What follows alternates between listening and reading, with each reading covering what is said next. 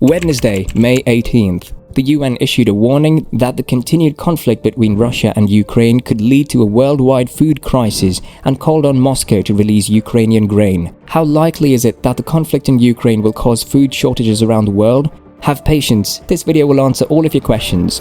Ignore nothing of importance. Please subscribe to The War Explore. Okay, now without further ado, let's dive in. UN Secretary-General Antonio Guterres warned at a major gathering in New York that ignoring the rising global food crisis will lead to years of mass starvation, famine. Massive worldwide food shortages have resulted from the Russia-Ukraine war, a disaster that has already affected countries due to rising temperatures and the coronavirus pandemic. US Secretary of State Antony Blinken convened a conference to discuss the mounting food crisis, and at it, Guterres observed, "Now the war in Ukraine is magnifying and accelerating all of these factors: climate change, COVID-19, and inequality. In a crisis that might endure for years, it threatens to push tens of millions of people over the brink into food insecurity, followed by malnutrition, mass hunger, and famine." Guterres also mentioned that the number of individuals who are extremely food insecure has doubled in just 2 years, from 135 million before the pandemic to 276 million now.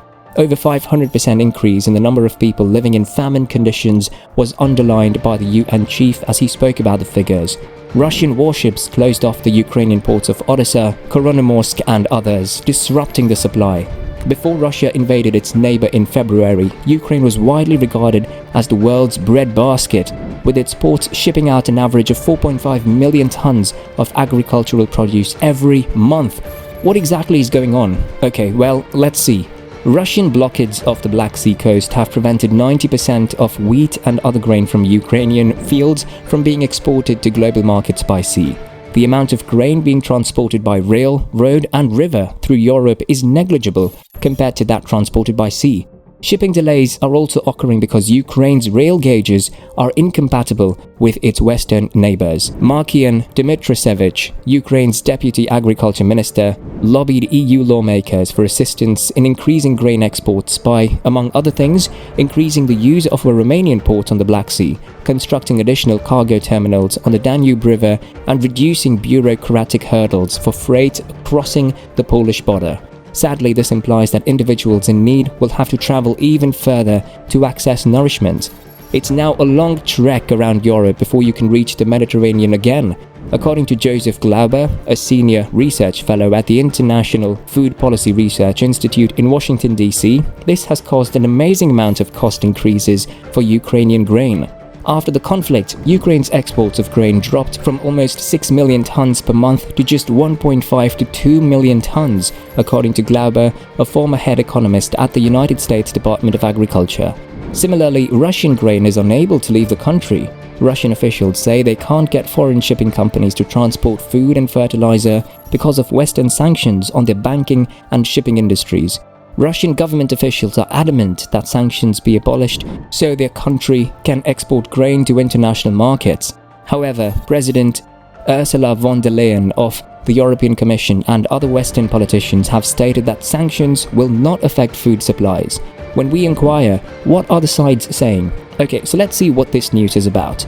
Ukraine claims that Russia has been destroying agricultural facilities, setting fire to fields, stealing grain, and then trying to sell it to Syria after Lebanon and Egypt turned down their offers. Maxar Technologies' late May satellite imagery reveals Russian-flagged ships loading grain in a Crimean port and then docking in Syria with their hatches wide open. Ukraine's leader, Volodymyr Zelensky, blames Russia for a global food shortage. Russia is using food as a weapon, and Western leaders conquer. US Secretary of State Antony Blinken and European Council President Charles Michel are just two examples. Russia claims exports can begin if the Black Sea is cleared of Ukrainian mines and incoming vessels are inspected for arms. The Russian Foreign Minister Sergei Lavrov assured the world that Russia would not abuse its naval superiority and would take all necessary steps to ensure that the ships can depart there freely. Ukrainian and Western authorities are skeptical of this promise. Since the locations of these sea mines are known, Turkish Foreign Minister Mevlut Cavusoglu suggested this week that it may be possible to build secure pathways without the need to clear them.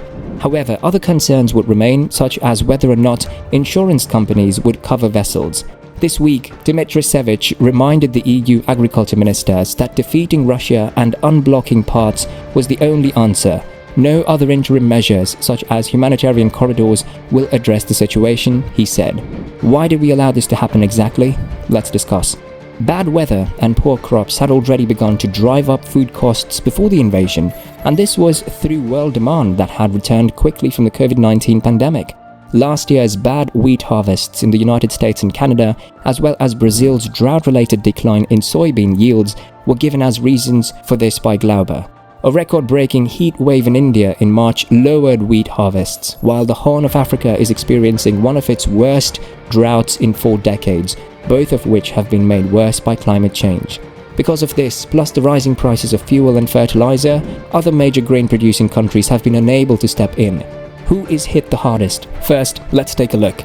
Ukraine and Russia are major suppliers of basic commodities to developing nations, which are particularly vulnerable to price increases and supply shortages. Somalia, Libya, Lebanon, Egypt and Sudan are just some of the countries that rely heavily on the wheat, corn and sunflower oil, in the two at war with each other.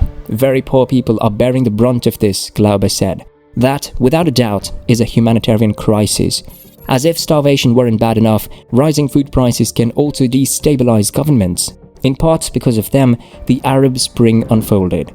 Governments in developing nations can either allow food prices to rise or subsidize them, according to Glauber. He noted that Egypt, the world's largest importer of wheat, is relatively well off and can thus afford the increased food cost. Poor countries, he said, like Yemen or countries in the Horn of Africa, will require humanitarian aid.